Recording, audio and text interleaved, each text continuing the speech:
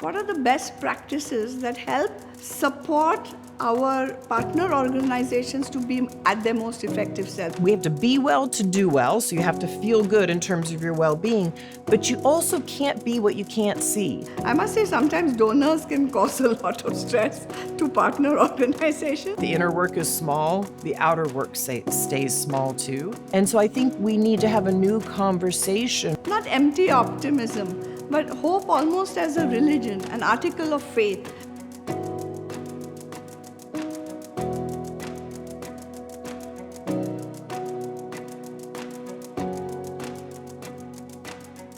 Hi Melinda, it's so good to see you. Hi, Rohini, I'm so glad we could do this.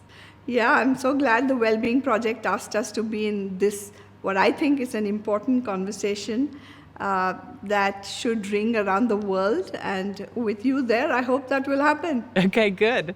I'm going to kick it off, Melinda, we are talking about well-being. Going to talk a little more about the well-being of the social sector, which is what the Wellbeing Project is mostly involved with. But I want to ask you about your own journey, and I'm happy to share mine later.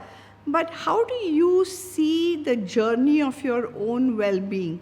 I mean, it keeps changing across our lives, but anything you'd like to share about what you do or how important you think it is, and any words to share with us? Yeah, I think well-being is fundamental in terms of me doing the work that I try and do in the world. And for me, it's when I'm sort of at my best, I think, when I can align my heart, my spirit, and my mind. And for me, I've had to develop over the last, I would say, 25 years, a kind of a set of practices that help me do that. I'd love to hear some of yours, but I'll tell you a few of mine, which is I try in the morning, every morning, to do just a little bit of yoga. And then I sit and I either read something spiritual and journal or meditate on that, or I just meditate. And every day I try to get some exercise. The realistic part of that is probably 5 days a week. It's harder when I'm traveling and on the road. And then kind of across the course of the month or the year, I both have a group of friends, female friends that I walk with. I try to walk with every Monday morning when we're in town. And then I'm in 2 different non-denominational spiritual groups. One is about 8 women. It's been going for over 20 years. One is started right before COVID, and it's 6 women. And again, we do readings, and then we talk about what is alive for us or what we're working on in terms of our spirit. So those are some of my practices. I'm curious, what are some of yours? Yeah, you are very disciplined, Melinda. I know that about you, and you work very hard at things. But yes, well-being obviously is critical. I find that my needs and practices have changed over the decades. And now that I'm in my 60s, I feel like I need something different. So my first way of being well is to be with my grandson, but everybody should be so lucky to have a grandchild next to them. But apart from that, as soon as I can, I get out into nature. So like you, when I wake up, I do some breathing exercises or some prayer, something like that to settle me before I get out of bed. But then my first thought is to go out into the balcony and listen to the birds, because I'm a big birder. So the first thing I want to know is there some other bird calling? Who's calling? Are my friends here out there in the sky on the trees? So that really helps to center me a lot. I love music. I like yoga like you. We like walking. We try to do exercise as much as we can. And we try to be disciplined at any rate. But I think of all the things, I like what you said about having a circle of friends. I think women perhaps find it easier to have that circle of friends to whom you can make emotional contact and tell them what you're feeling and hear from them too. But that's been hugely important, and I think having them on a WhatsApp group has also helped, especially since the pandemic. So yeah, working on well-being seems to be critical. There's a great teacher who says that unless the inner work is large, the outer work can't be large, right? If the inner work is small, the outer work stays small too. I'm sure you're familiar with this, but I had some statistics. The Wellbeing Project has been doing a lot of surveys among changemakers, 300 plus in 55 countries. And 75% of them said yes, their well-being was important, but only 25% felt able to do something about it. And that burnout, stress, anxiety, trauma seems to be part of the journey of change makers, because you and I are at least 1 degree or 2 degrees removed. People on the front lines dealing with in war-like situations, in extreme poverty, disease. We are hearing that their substance abuse, anxiety, mental health issues are much higher than in any other sector. So, which is why I think we need to think together, all of us who are in the donor community, in the social sector community, who are able to make a difference. How do you think, Melinda, we could work together, all of us, to do a little more to bring this issue more into the mainstream? It is more in the mainstream than it used to be. But any of your thoughts as to how we can highlight it more, so that even how philanthropy is done can change a little to support the social sector better? Do you think philanthropy is ready there, or we need to nudge it a bit? Or when will we, do you think we are more ready post-COVID? What you're doing here with the Wellbeing Project is bringing it to light. And then, yes, absolutely, philanthropy can keep some space to say, okay, we know this takes a little bit more overhead. But then what we see is that, like, a social worker will stay in their job longer, and there's a huge benefit to that longevity. We can use our voice in the philanthropy sector, I think, to bring well-being up and to highlight it. And we're hearing it discussed more and more around the world. And what I am seeing, particularly after COVID, is that the change makers who were out there trying to help in the caregiving space, or the teachers on the front lines, or the nurses, or the community health workers, they are just overwhelmed. I mean, they've had to deal with that in their own family lives, let's say COVID, and they've seen a lot of death in the community or near death, and they see traumatized families. So what they are experiencing is just enormous, and it's cumulative over time, right? So in one of the projects that I've worked on here at Pivotal Ventures, one of the things we made sure to do is, one of the partners that we're working with, called the Highland Project, they're trying to help women of color create financial wealth, intergenerational. But what we've realized with that partner, and what they realize, is they first had to take care of the well-being of their own staff. And so their own staff had to learn practices to take care of their own well-being, their own mental health, so that, and their own financial well-being, so that then they could be out in the community helping people on the ground have this intergenerational wealth. But you're now having employers also say, wait a minute, if my employees aren't well, or let's say they're dealing with an aging parent who's dying at home, they just can't show up at work the same way. So how do we give them more well-being days or personal days off? And so I do think having this conversation, helps us all recognize in society literally what we're going through. Yeah, I'm so glad you mentioned the corporate sector as well, because definitely employee well-being, mental health is a key concern that has come up, especially after COVID. But do you think, I can see how the corporate sector, yes, they want employee productivity, they obviously want their employees to be their fittest possible, happiest possible selves. Do you think philanthropy is ready?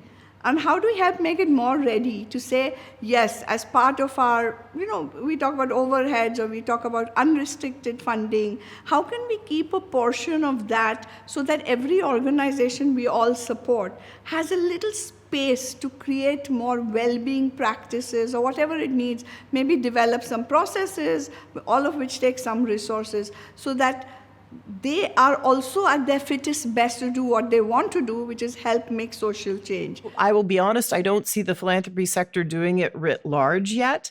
But the conversation has started. There are more conferences about well-being. I mean, how are you seeing it play out in India? So I think we are new at this. Even putting it on the table that it is such. We know that our frontline workers are under extreme stress, whether they're in the social sector or government, medical workers, health workers, the ASHA workers, etc. It's an extremely stressful situation. And I think sometimes while government has some good practices, I think it's up to the philanthropy sector in India to now help start to develop some more tools to help those who have to face this, come head to head with human distress every day and yet be detached enough to continue working. So I think there's a lot of space. From my philanthropy side, Melinda, one thing is I've begun very recently a new portfolio on mental health.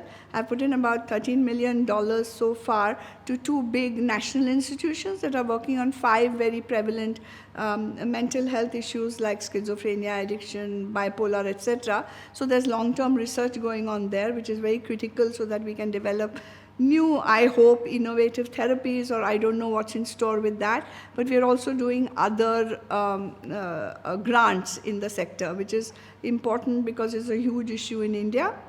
We're also trying to understand what donor practices, just like you said, what are the best practices that help support our partner organizations to be at their most effective self. So we try at least to lead with trust.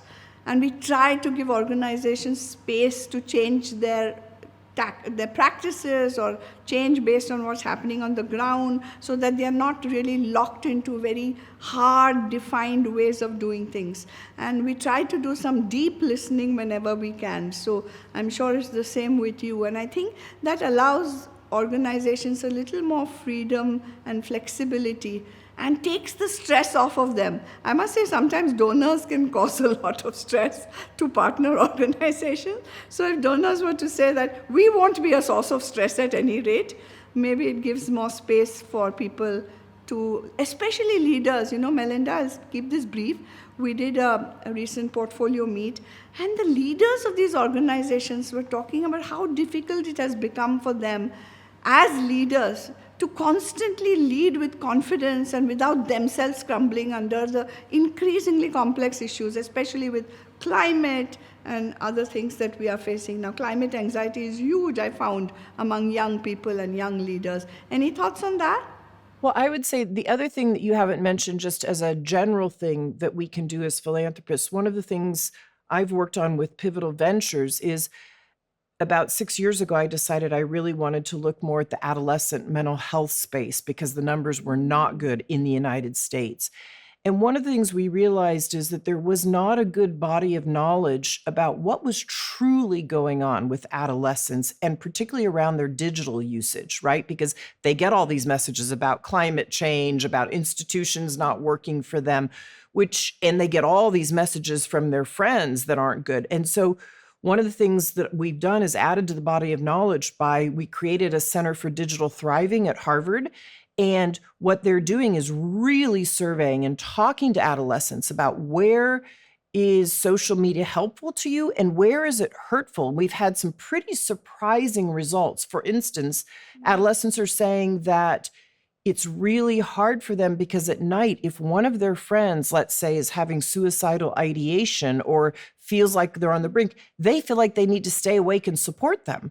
So one of the things we've learned is then how do we give parents tools to support their own adolescents? And everybody can use that in the field, right? Whether you're a philanthropist, whether you're a changemaker on the front lines, you can say, I'm also supporting my adolescent son or daughter. Here's what I know about helping them survive or thrive actually digitally. So we're doing that. That's one space we work in. And another you can work in, which we're doing again with Pivotal Ventures, is really looking at the caregiving that's going on. It's going on in every country. Women carry the disparate burden of that, but really highlighting that issue and bringing the research forward to show what is the double-edged sword that women face supporting elderly parents and the young. And again, getting that in front of employers and helping employers realize how to connect employees to the right insurance policies and the right sort of days off. So that's another thing philanthropy can do, which is we can highlight issues and then create bodies of knowledge of research and then connect various industries. Absolutely. So I hope it's there on the Pivotal Ventures website, and I'm sure you're putting out public documents that others can use. For sure. And we will continue to do the same. As you know, Melinda, for 7 or 8 years, our philanthropy has been working with young men and boys, because we find that, I mean, of course, what you're talking about, women's economic empowerment, their safety, their health, is absolutely critical, and we are decades away from getting to any place that we are comfortable. But alongside, a lot is happening with young males around the world. Many of them are at extreme risk. There is enough data to show that whether it's sexual abuse, whether it's exposure to violence, young males sometimes have worse issues when it comes to enrollment. And we're finding this in many countries, that actually today there are more girls enrolled in educational institutions than boys. So where does that leave boys in the future and young males?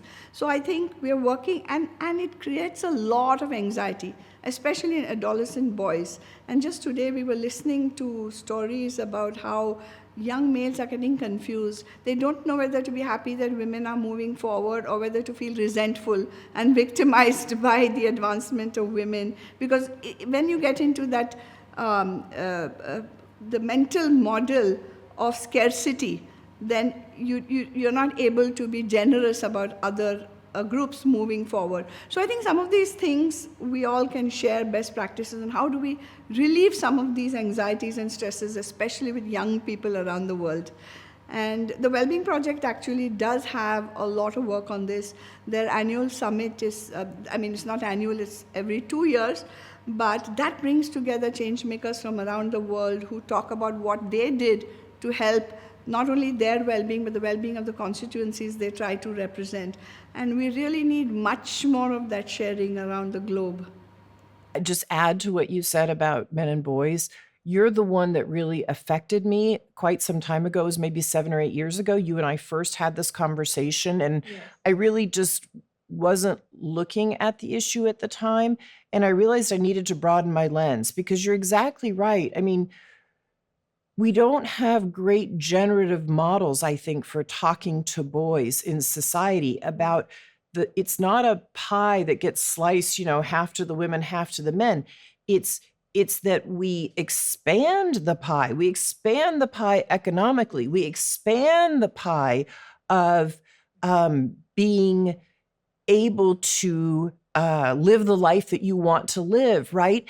But if you end up with a segment of society that feels like they're losing because women are gaining, that fear and that anxiety plays out in society, and will often actually then play out in violence towards women, right? And so men and boys having these messages of, here's a great way, like here are 36 archetypes of men that you can look up at, and they are very generative leaders. They support their daughters and their wives and their aunties, and they're a great CEO, or they're a great founder of a company. But they need to see archetypes of who they can be in society, just like women and girls need to look up and see archetypes of great women and in society. Because I always say we can't do well unless we have to be well to do well. So you have to feel good in terms of your well-being, but you also can't be what you can't see. And so I think we need to have a new conversation for men and boys about who they can be in society in an ever-expanding world, not a contracting world. Exactly right. How can they be their best human selves without being weighed down by expectations from society, and without having to take out their frustrations on the women around them, which has been unfortunately very sanctioned and normalized over the years. But things are changing. I hear so many positive stories from young males that our partners have been working with, and I feel very hopeful that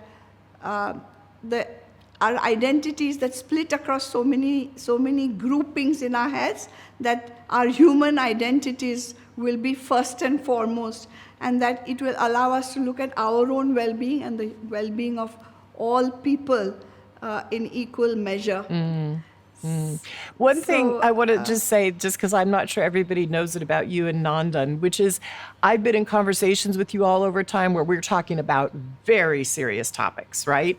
Yes. And I will watch you insert your voice because you have a different point of view from him because of what you see in society at times.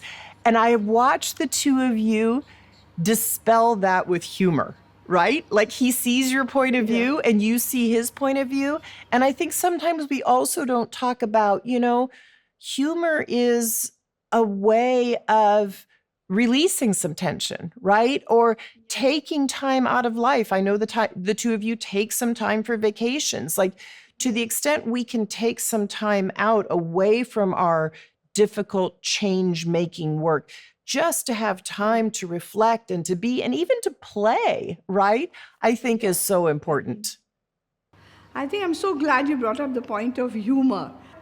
Humor is very important. It's almost like a muscle you have to develop because it keeps you humble, right? It keeps you from having too much certainty about your own beliefs.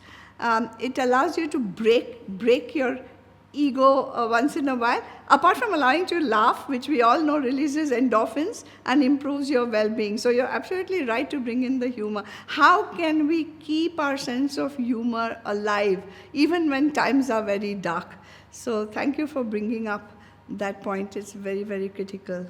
So as we come to a close of our time, Melinda, any last thoughts on uh, any message you would have from your own life, how you went inside to strengthen yourself so that you could work outside, and what would you say for people who are just beginning to do that or just beginning to realize that? It's not like a goal that, I have to reach there in 10,000 steps or whatever.